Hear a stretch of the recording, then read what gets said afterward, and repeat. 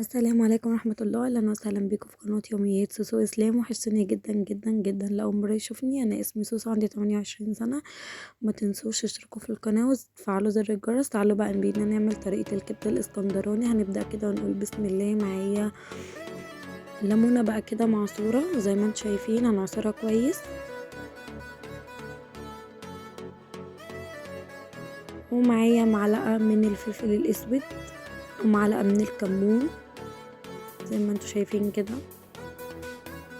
وكمان معايا معلقة من السبع بهارات ومعلقة كبيرة من الكزبرة الناشفة يا جماعة، دي أهم حاجة في الكبدة. معايا كمان أحط معلقتين كده من الخل عشان الكبدة الإسكندراني دي أهم حاجة المزازة اللي فيها.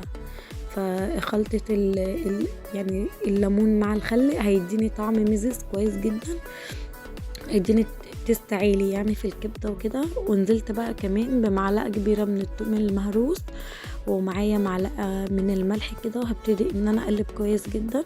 معايا بقى الكبدة بتاعتي هفضيها بقى كده، التتبيلة اللي انا عملتها دي هفضيها في طبق وهنزل عليها بالكبدة وابتدي ان انا اقلبها كويس جدا.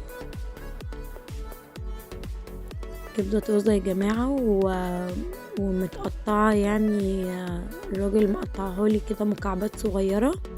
هبتدي ان انا اقلب بقى كل الحاجات دي كده في بعضيها عشان تاخد التتبيلة، طعم التتبيلة كده وتشربها.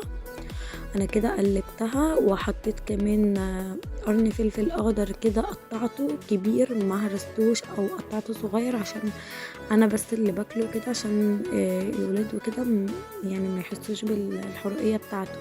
معايا بقى هنا حلة هحط فيها شوية زيت، وهنا يا جماعة قطعت فلفل اخضر كده زي ما انتم شايفين، وبرده عليه حلقات من الفلفل الحامي.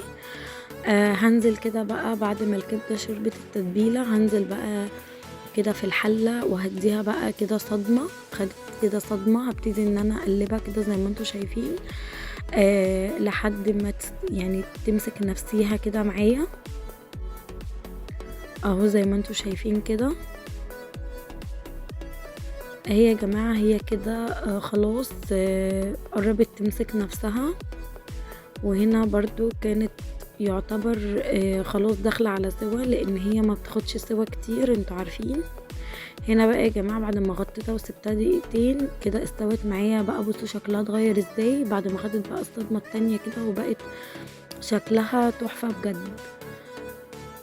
قلبتها بقى كده تقلبتين اهو شايفين. سبتها كمان تاني 5 دقايق، وبصوا بجد 3 دقايق كمان، بجد شكلها حلو قوي وبقت مفلفله وجميله. تعالوا بقى نحط عليها الفلفل الاخضر اللي انا قطعته ده.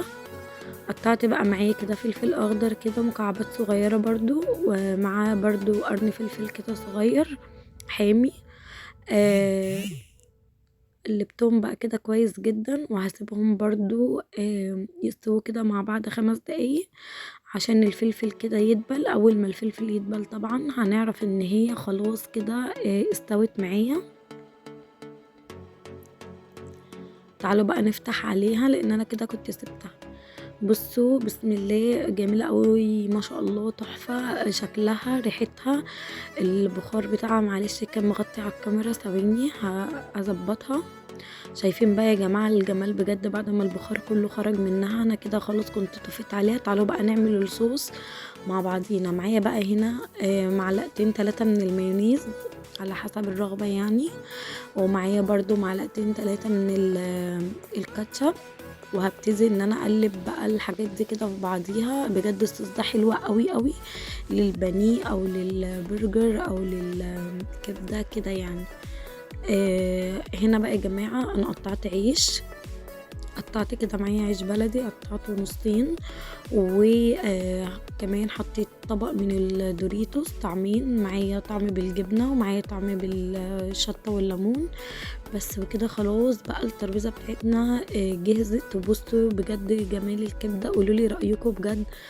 الكبده الاسكندراني دي يا جماعه حلوه جدا. انا بعمل كمان اللي هي العاديه اللي بالبصل، بس بجد الاسكندراني دي طعمها في حته تانية خالص وريحتها والله مش قادره اوصف لكم. بس فاللي وصل بقى معايا لحد هنا ما تنسوش بقى الكومنت الحلو، واللي اول مره يشوفني ما ينساش يشترك في القناه ويفعل زر الجرس عشان يوصل لكم كل فيديو جديد ليا. عايزاكم تشجعوني، قولوا لي بقى كده تسلم ايدك يا سوسو. بصوا بجد يا جماعه شكل الترابيزه جميل، وهنا برضو الليمون المخلل اهو زي ما انتم شايفين.